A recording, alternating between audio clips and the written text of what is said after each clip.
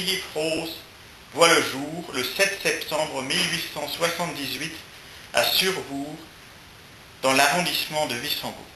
Il étudie tour à tour la philologie allemande, la philosophie, le français et la géographie. Élève du professeur Ernst Martin, il participe à la rédaction d'un dictionnaire des dialectes alsaciens en 2 tomes, publié en 1899. Le titre de docteur lui est décerné en 1903, après une thèse en dialectologie sur les mots étrangers dans les parlers alsaciens. Ses études achevées, il enseignera à Strasbourg, Mulhouse, Bâle, Sainte-Marie-aux-Mines, mais aussi à Bochum et Cologne, en Rhénanie.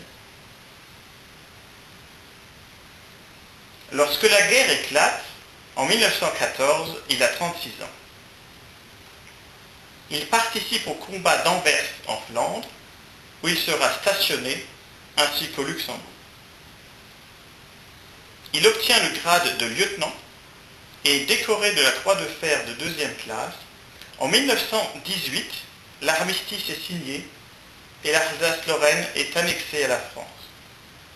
Il rachète au séquestre une ancienne école de commerce strasbourgeoise qui devient l'école Rose, dont il devient le directeur. Cependant, elle est contrainte par l'administration à fermer ses portes, car des enseignants révoqués par les commissions de triage y sont employés. En 1924, il est nommé par l'administration française inspecteur des écoles des mines domaniales de la Sarre, mais révolté par la politique d'assimilation menée dans ce territoire allemand occupé, il démissionne 2 ans plus tard, puis obtient peu après la retraite. C'est alors qu'il se lance dans l'action politique. Le 5 juin 1926, Karl Rose est l'un des 100 signataires du manifeste du Heimatbund, un cercle regroupant diverses tendances autonomistes. En février 1927, succédant à Jean Képy, il devient secrétaire général du Heimatbund. En novembre 1927, il crée avec Paul Schall l'Unabhängige Landespartei, qui adopte un programme radicalement autonomiste, attaché au progrès social, ainsi qu'à la construction d'une véritable Europe des peuples. Le parti possède son organe de presse, l'Elsass-Lothringer Zeitung. La réaction de l'État français face à la montée en puissance de l'autonomisme fut très brutale. Révocation des fonctionnaires, perquisition, arrestation et un simulacre de procès visant à éliminer de la scène politique les leaders des mouvements autonomistes alsaciens-lorrains comme Eugen Ricklin, Joseph Rosset, Karl Haus et Paul Schall. C'est le fameux Komplott-Prozess de Colmar qui s'ouvre le 1er mai 1928. Réfugié en Suisse, Karl Rose, considéré comme une personnalité de premier plan, est condamné par la cour d'assises à 15 années de forteresse par contumace. Malgré l'agitation régnant en Alsace, il donne plusieurs conférences afin d'alerter l'opinion internationale sur le cas alsacien-lorrain et contrer la propagande française qui jette le discrédit sur les Heimatrechtler. Il publie à Zurich Politik und Gewaltpolitik in Elsass-Lothringen, un livre à charge contre la politique d'assimilation menée par Paris. Un an plus tard, le 8 novembre 1928, avec la complicité de René Haus, il quitte précipitamment Bâle en direction de Strasbourg, où est donnée une grande réunion autonomiste au Zengerhaus, au Palais des Fêtes. Passant à travers les mailles du dispositif policier, Karl Rose, déguisé en télégraphe, apparaît devant une foule tonitruante avant de s'éclipser par une trappe au nez et à la barbe de la police, une fois de plus. Le lendemain, il se constitue prisonnier et est transféré à Besançon en attente de son procès en révision, qui aura lieu du 10 au 22 juin 1929. Cependant, l'accusation de complot contre l'État ne tient pas et Karl Rose est acquitté. Retour de bâton, c'est l'État français qui sort humilié de cette bataille.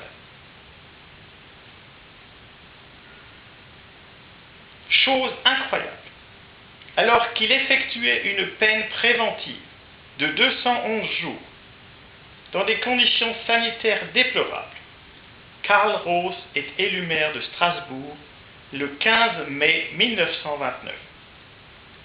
Mais le détenu fait savoir qu'il refuse la fonction au profit du communiste Karl Huber, avec qui la Landespartei avait fait front commun. Il demeure néanmoins membre du conseil municipal où il sera réélu le 12 mai 1935. De retour dans la capitale alsacienne, la foule lui réserve un accueil triomphal. Entre 1932 et 1933, Karl Rose effectue un voyage en Europe centrale pour y rencontrer les représentants des Allemands des Sudètes sous occupation tchèque et des Tyroliens du Sud sous occupation italienne.